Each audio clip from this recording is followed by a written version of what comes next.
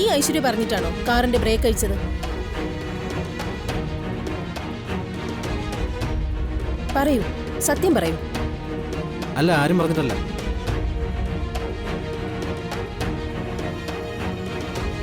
പിന്നെ ആര് പറഞ്ഞിട്ടാ? ആരും പറഞ്ഞിട്ടല്ല, എനിക്ക് അബദ്ധം പറ്റിയതാ.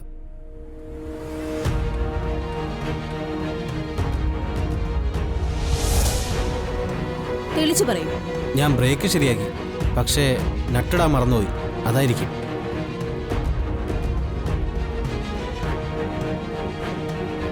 ആരുടെയും നിർബന്ധമോ പ്രേരണയോ കൊണ്ടല്ലോ അങ്ങനെ ചെയ്തത്?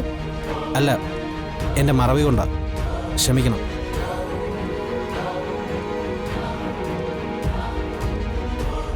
യുവർ ഓണർ, സത്യം ഇതാണ്. എന്റെ കക്ഷി ഐശ്വര്യ നിരപരാധിയാണ്. നല്ലൊരു പ്രവൃത്തി ചെയ്യാൻ ഒരുങ്ങിയതാണ് ഐശ്വര്യ. മെക്കാനിക്കിന്റെ മറവി കാരണം സംഭവിച്ചു പോയതാണിതെല്ലാം.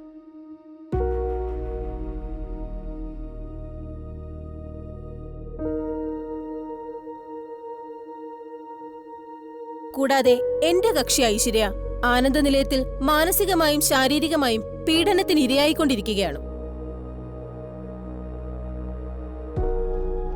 എന്റെ കക്ഷി ഐശ്വര്യയെ ഒഴിവാക്കി തന്റെ മകൻ അരുണിനെ പുതിയ വിവാഹം കഴിച്ചു കൊടുക്കാൻ തയ്യാറെടുപ്പിക്കുകയാണ് വസുന്ധര.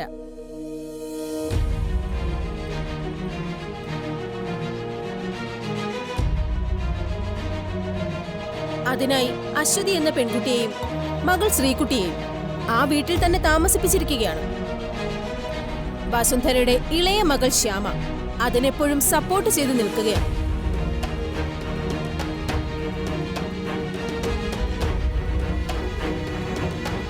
എന്റെ കക്ഷി ആനന്ദ നിലയത്തിൽ സ്വന്തം ജീവനെ പോലും ഭയന്നാണ് കഴിയുന്നത്. അതിനുമൊരു പരിഹാരമുണ്ടാക്കണമെന്നും എന്റെ കക്ഷിക്ക് നിയമപ്രകാരമുള്ള നീതി കിട്ടണമെന്നും താഴ്മയായി അപേക്ഷിക്കുന്നു. That's all your honour.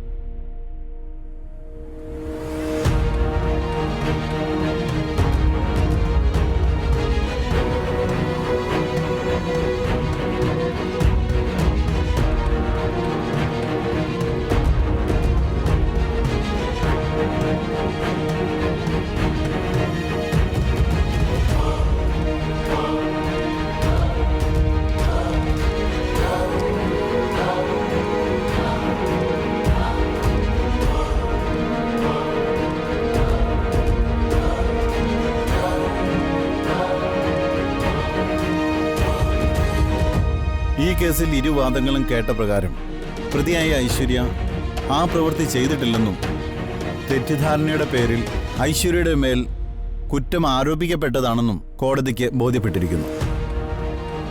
മരുമകളായ ഐശ്വര്യയോട് വസുന്ധരയും ആ കുടുംബത്തിലെ എല്ലാവരും സൗഹാർദ്ദപരമായും വളരെ മാന്യമായും പെരുമാറണമെന്ന് കോടതി വിധിക്കുന്നു.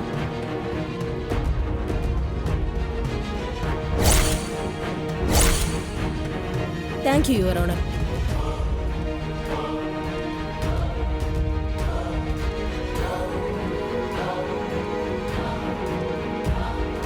കള്ളസാക്ഷി പറഞ്ഞതിന് വർക്ക്ഷോപ്പിലെ പയ്യന് കൊടുക്കാനേറ്റ തുക ഇനി ശ്യാമയുടെ കയ്യിൽ നിന്ന് സംഘടിപ്പിക്കണമല്ലോ. വരട്ടെ, നോക്കാം.